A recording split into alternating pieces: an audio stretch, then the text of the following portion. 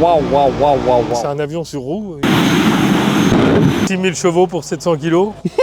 Post-combustion. Un petit 6 secondes et aux alentours de 500 km/h. Tu sais que c'est la vidéo de mes rêves là qu'on va faire. J'espère. Salut. Salut. Comment tu vas? Très bien et toi? Ça va. Tu peux te présenter s'il te plaît? Bah, je m'appelle Sébastien Lajoux. Ouais. J'ai 49 ans. D'accord. Ma profession, je suis dans l'équipement hydraulique. D'accord. J'ai toujours été dans le sport mécanique. Moto, voiture, scooter des mers. Ah ouais, tout le temps dans la mécanique, tout Toujours. ce qui est motorisé quoi. Tout ce qui est motorisé.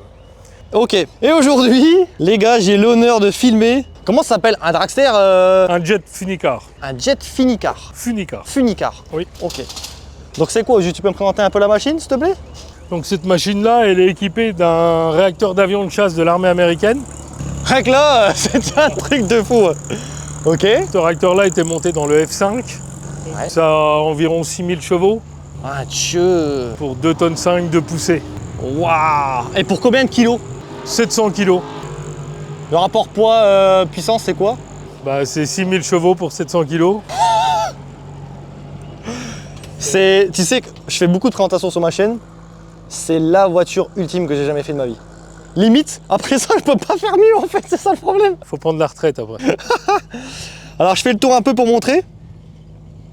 Waouh, waouh, waouh, waouh, waouh. Donc là, il faut savoir que c'est moi qui suis venu te voir, qui t'a proposé de faire la vidéo et de base, merci beaucoup pour ton temps. C'est moi qui te remercie. Du coup, je vois, tu as un SMIR-mort, tu as une structure, tu as une association, tu as quelque chose. Oui, on a une association qui s'appelle le Toxic Drag Racing. D'accord.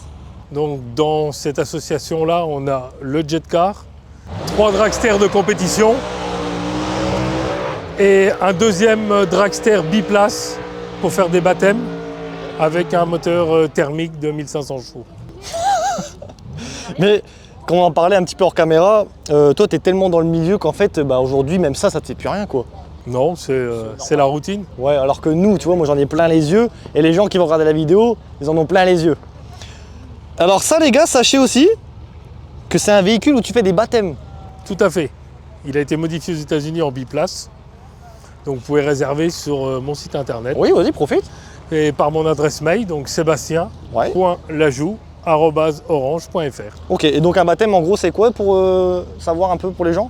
C'est 350 €. Ok, en tarification, mais c'est quoi? C'est un passage? C'est un passage. Ok. Donc c'est environ un petit 6 secondes et aux alentours de 500 km/h. Donc là, on peut se dire, putain, c'est cher pour 6 secondes. C'est sûr. Il y a 500 km/h et environ 120 litres de kérosène de consommé. Non, 120 litres en 6 secondes. Tout à fait, oui. Mais c'est... Ok, ouah, c'est fou. Est-ce que tu peux nous ouvrir le capot? Qu'on regarde un peu comment c'est fait, s'il te plaît? Vous pouvez venir là? Oh, c'est dingue. Les gars, c'est la présentation ultime de ma chaîne. J'espère que vous allez tous commenter, vous abonner à la chaîne, les gars, putain. C'est ouf. Waouh, waouh, waouh, waouh, waouh. Ok. Donc là, on arrive dans le vif du sujet. Je dis une bêtise, hein, peut-être. C'est un filtre à air, en fait, ça. Tout à fait, ouais. C'est la partie admission. Donc ça, c'est la partie froide du réacteur. Ok. C'est là où l'air va être aspiré. Mhm. Donc c'est pour ça qu'il y a un tamis pour... Éviter les pour pas cailloux, qu'il y ait- les oiseaux. Voilà, oiseaux, sachets. Ouais, tout débris qui peut rentrer dans le moteur. Voilà, parce que l'aspiration est énorme. Donc Sachant que s'il y a un débris qui rentre dans le moteur, tu casses tout. le moteur casse, ouais. Ouais. Après, c'est très compliqué. Il faut aller dans le milieu nautique, il faut faire rééquilibrer à éviter. Ouais, voilà, toi, vaut mieux. Alors, ça, c'est un prototype que tu as monté de toutes tes mains ou alors c'est un truc que tu as acheté tout fait? Non, celui-là, il a été fabriqué aux États-Unis, Ok. complet. Ouais. Il est reparti aux États-Unis pour être remodifié en biplace pour l'homologation. Ok. Et il est revenu en France pour nous faire les baptêmes. Donc là, il remodifie tout le châssis. Ouais, le châssis a été remodifié complet. Ok, putain, ouais, c'est un truc de fou. Donc là, c'est la place du malheureux, la malheureuse personne qui osera monter dedans. Ok. Alors là, je te dis que tu vois ta vie défiler, je pense, non? Bon, le dernier qui est monté, il dit qu'il n'a pas vu grand-chose. Bizarre. Et toi, quand tu es à l'intérieur, du coup, tu ressens quoi quand tu es au départ? Quand tu entends les gens, tout le monde te regarde et tout, qu'est-ce que tu ressens, tiens? C'est... Bah déjà, c'est magique de faire profiter. Après, je dirais qu'on s'y habitue aussi. Ça fait combien de temps, d'ailleurs, que tu fais ça? Ça fait 10 ans que je roule avec le jet et 2008, le dragster en compétition.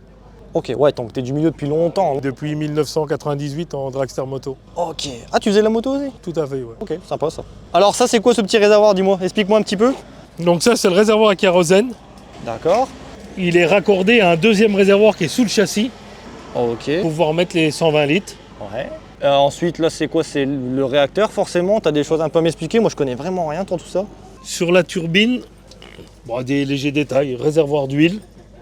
Ouais. Ça s'appelle des bleeds dans le milieu aviation. Si on a besoin, pas vraiment besoin de puissance, on ouvre ces bleeds là. Oui. Il y en a de chaque côté, tout autour, en dessous aussi. Le réacteur fonctionne en aspirant de l'air et après il y a des étages. D'accord. Et ces étages-là, ça nous a permis de libérer des étages Ok. pour limiter la puissance. Ok, en gros, tu libères de l'air. Voilà, Ok, ok. Au plus il aspire d'air, au plus il fonctionne. voilà. Si tu libères de l'air, il fonctionne moins bien. Il y a moins de puissance. Et ça, c'est commandé électriquement au tableau de bord. D'accord. Alors pareil, tout à l'heure, je t'ai posé une question toute bête, à toi ou ton mécano d'ailleurs, je sais plus. Et je te disais, comment vous faites pour faire chauffer les pneus?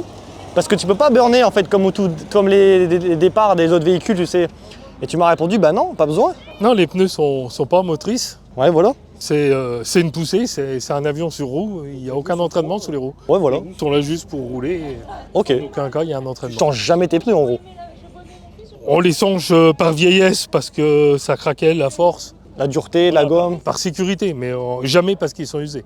Ok, on arrive derrière le véhicule. L'échappement Ligne complète. complète, là je peux le certifier. Oh putain. Waouh. Ok, donc là c'est le réacteur, la sortie du réacteur. Sortie, Post-combustion. voilà. Autour de Dis-moi. 800 degrés en fonctionnement. Putain. Et c'est ouf la quantité de fumée qui sort. C'est volontaire, c'est pour le chaud. On sert de la post-combustion de l'avion. Ouais. Que l'avion de chasse avait une post-combustion pour gagner de la puissance. Ok. Et nous, on s'en sert de la post-combustion déjà pour faire des meilleurs chronos. Et la post-combustion, là, c'est un envoi de carburant supplémentaire qu'on allume par un allumage. D'accord. Je fais quand la turbine est chaude, j'envoie du kérosène sans l'allumer. Donc ça fait de la fumée. C'est pour le chaud. Et quand j'allume, c'est le coup de fusil et la flamme qui sort derrière. Ça, c'est du carburant que j'emmagasine volontairement dans la turbine Ok. et qu'on allume à la fin pour le chaud. Putain, faut connaître quand même tout ça. La première fois qu'on t'a dit il faut que tu pilotes un réacteur, tu t'es dit quoi? À la base, j'ai commencé avec ça et j'ai dit jamais je monterai là-dedans. Ah ouais, tu disais jamais, jamais? Jamais. C'est pour ça qu'il faut jamais dire jamais. J'ai le titre de la vidéo, ne jamais dire ça. Pourquoi ça te faisait peur à l'époque? C'était quelque chose. Je trouvais ça impressionnant. Ouais. Ouais. Aujourd'hui, tu vas chercher ton pain avec ça. Oui, je peux. S'il n'est pas cuit, c'est pas un problème. Ah, tu le mets derrière? Voilà. Waouh. Ok, et donc là, on peut voir aussi du coup Les parachutes, les deux parachutes, voilà. Ça, c'est indispensable. c'est indispensable. Vaut mieux les avoir, je pense. Jusqu'à 200, à partir de 200, on se resserre des freins. D'accord. Ah, après, sinon, Au-dessus, c'est pas la peine. tu les flingues trop vite. Non, oui, on a 90, c'est des disques carbone et tout, mais c'est pas suffisant pour l'arrêt. Donc à chaque fois, ton parachute, il est déroulé, il traîne par terre, Il traîne par terre. il s'abîme pas. Si, tous les ans, on le change, Ouais. une fois par an. Et c'est vérifié quand même régulièrement, non? Parce que si t'as un trou, forcément, l'air, elle passe à travers, quoi. Oui, nous, à chaque rangement, il est contrôlé, quoi. Ouais. Tout à fait. Et après, il y en a toujours un seul qui est sorti, et celui-là est de secours. Ah, donc t'en as deux. Voilà, si je me rends compte que ça ne s'arrête pas et qu'il peut y avoir un problème, je sais que j'ai le deuxième. Sachant que toi, quand tu mets ton parachute, tu le sens tout de suite. Ouais. Tu sens que ça freine. C'est pas instantané, parce que les 10-15 mètres de corde, le temps qu'ils se gonflent, à 500 km/h, tu as fait quelques mètres déjà. Donc c'est pas instantané. Ok. Mais moi je le sais. Et ça va, je veux dire, avec toute la pression que tu prends de l'accélération. Tu passes de G positif en G négatif. Ouais. Et t'arrives à être conscient encore et tout, Oui. sans entraînement. Non. Après, t'as des années de piste. Tout à fait. Et tu prends des J à chaque fois, même avec 2500 chevaux, là. Oui, c'est clair, c'est clair. Ok, sympa. On avance un petit peu? Oui. Oh là là là. Là, franchement, j'ai réalisé un rêve. Ah, c'est fou. C'est fou. Tiens, j'aimerais bien que tu me présentes ton poste de pilotage. Un peu les boutons, comment ça se passe à l'intérieur? Alors là, il y a plein de boutons, je sais pas à quoi ça sert. Moi. Allez, Ah, je plaisante. ça les tire. Pardon. Vas-y. Donc, ici, Comme votre voiture, sauf que c'est pas une clé. On met le contact, Ah putain. c'est tout simple. C'est ce petit bouton-là qui empêche les émissions. Qui veut le voler, il peut l'enclencher là, Ok. à la base. Je vais pas déclencher le parachute. Ici, c'est l'accélérateur, donc c'est les tours moteurs, les tours de la turbine. Ok. Ici, j'ai le compte tours, donc ça prend 10 000 tours. Ah Dieu. Jauge à carburant, la température de la turbine. C'est tout des manomètres de l'avion qu'il y avait à l'époque. La pression d'huile du moteur. Tout ça, tu contrôles toi avant le départ? Oui, à chaque démarrage, je regarde la pression. Et, Pour être sûr de ce que tu fais. Voilà. Ce manomètre-là, c'est la pression de la post-combustion D'accord. que j'ai ici. Oh putain, ouais. Et ce petit volant là, il me fait rire. C'est la direction d'un véhicule comme ça. Allez pas insister. Ouais, elle est super rigide ou par contre c'est hyper. C'est hyper dur et hyper direct. On joue sur pas grand-chose. À 400-500, vaut mieux pas que ça. L'alignement se fait au démarrage. On sent qu'on part un petit peu d'un côté ou de l'autre, on corrige et après on touche plus. Ok, ouais. Ok. Après tu fermes les yeux, tu fais ta prière et tu fermes les yeux, tu dis. Tu te dis vivement que ça s'arrête. Ok, donc ça c'est ton siège. Donc t'es bien emballé hein, dans un arceau énorme. Hyper confortable. Ouais, je vois ça. Avec des bouts de mousse. Oui. Siège baquet, confort. Ça c'est à partir de 45 ans, j'ai mis la mousse. Pareil pour le Le passager. le passager. Et alors toi, t'as la tête dans ce. On regarde au travers du pare-brise. Et tu vois bien quand même. Oui. Très bien. Putain, donc en plus d'être à côté d'un réacteur, t'es emballé. Faut pas être claustrophobe, hein, faut pas être. Non, du tout. Là c'est fermé. Oui. Est-ce que tu sens la chaleur de la turbine à côté de toi? Ici c'est tout la partie froide ça. Ah oui, d'accord. Jusque là, c'est très froid même. Et quand on arrête en bout de piste, la chaleur revient vite parce que la turbine, je dis, elle est entre 7 et 800 degrés pendant le fonctionnement. Et alors toi, tu coupes tout de suite le moteur à la fin du run. À la fin du run, là, je tire sur la poignée du parachute. Je vais pas le faire, parce que autrement il y en a un qui va le prendre. Non. Et du coup, ça vient couper le moteur et le parachute sort. D'accord. Ah ok, c'est les deux en même temps. Obligé, parce que si on vient à faire une mauvaise manœuvre, que le parachute sort et que j'ai encore 5 mètres de flamme derrière, ça va pas le faire pour le parachute. Donc ça coupe tout seul le moteur avant de faire sortir le parachute. Ouais, donc putain, ouais, j'avoue, faut pas être claustrophobe. Hein. Ça c'est la fenêtre, mais ça c'est toi t'as pas de fenêtre, ça c'est. Non, ça c'est l'aération moteur.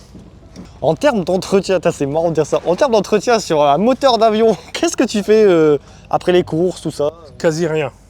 Ok. Ouais. Une vidange une fois par an. Mais non. Je mets du carburant et un filtre à carburant. Mais sérieux? C'est hyper fiable en fait. C'est très fiable. Après ça tourne très peu par rapport à des heures de vol dans un avion de chasse.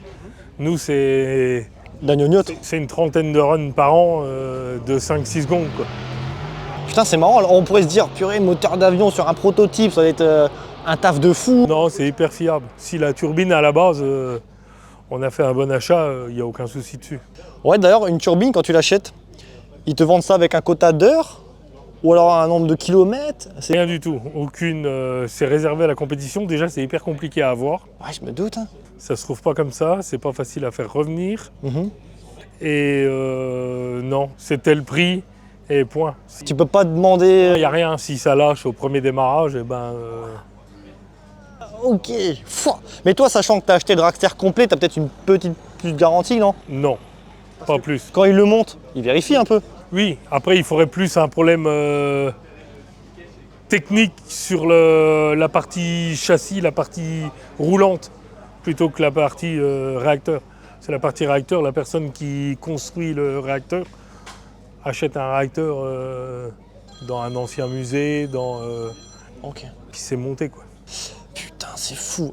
Est-ce que tu as une petite idée du nombre d'heures de travail qu'il faut pour faire un prototype de cette sorte? Les mois, ça se compte en mois, je pense. Hein. Oui, après bon, on l'a acheté aux États-Unis parce que c'est leur sport.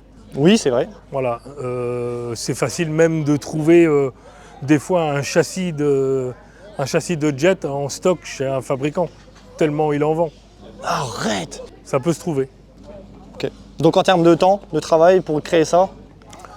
Je pense qu'à partir du moment où il a tous les éléments, sous 2 bons mois, c'est sorti. Ok, parce que même les coques, tout ça, c'est du sur-mesure. Il faut des moules. Après, le châssis du jet car reste un châssis standard, quelle que soit la turbine qu'on met dedans. qu'après, si vous voulez changer demain la forme de la coque, le nouveau design, l'entraque, c'est tous les mêmes. Et la coque ira se monter en lieu et place avec une nouvelle forme de coque. Ok, bon bah écoute, top. Et petite question, je sais pas si tu veux y répondre, hein, tu as le droit de dire non, mais pour le commun des mortels, un mec lambda comme moi, le premier truc que je me demande, je dis combien ça coûte d'avoir un moteur, un réacteur d'avion pour faire du run comme ça. Combien ça coûte un projet comme ça? Le prix est une chose, mais ce que je redis, c'est hyper compliqué à trouver et à rapatrier surtout. Deux choses à prendre bien en compte. Voilà, bien en compte. Après, à 80 000 €, vous trouvez une belle machine. D'accord, ok. Merci d'avoir répondu, c'est sympa de ta part. Nickel. Bon, moi je refais un petit tour. Tu sais que d'habitude dans mes vidéos, je demande à personne, je dis bah vas-y mets ton casque et fais-nous 2-3 passages. On peut, On peut? on peut. Putain c'est con, et le deuxième passage je l'ai loupé. Ah bon? Ah j'ai fait une vidéo, j'étais en train de faire une vidéo, je coupe, et j'entends je dis non. Et là le mec il me dit bah t'as beau courir c'est trop tard. Il est déjà en bout de piste là. Ça c'est clair. Ah super sympa. Sympa.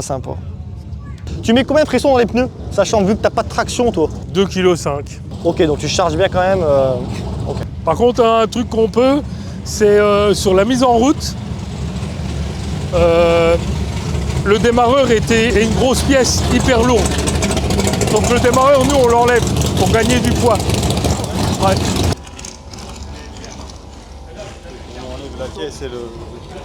Donc ça c'est quoi ça? Ça, c'est le démarreur pour mettre en route le réacteur de l'avion. Ok donc si j'ai bien compris tu l'enlèves et tu le remets provisoirement pour le démarrage à chaque fois. Je m'en sers juste pour le démarrage, on l'enlève, c'est une pièce qui est beaucoup trop lourde Ouais. et qui sert à rien pour rouler à 500 km/h. Ok. Donc on l'enlève. Et ce chariot, c'est le chariot à batterie. C'est-à-dire?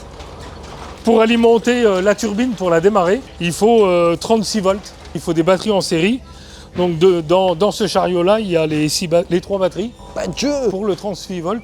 Et dedans, là-haut, il y a 2 petites batteries de moto, juste pour alimenter les quelques électrovannes qu'on a besoin. D'accord. Bon bah top hein. Top.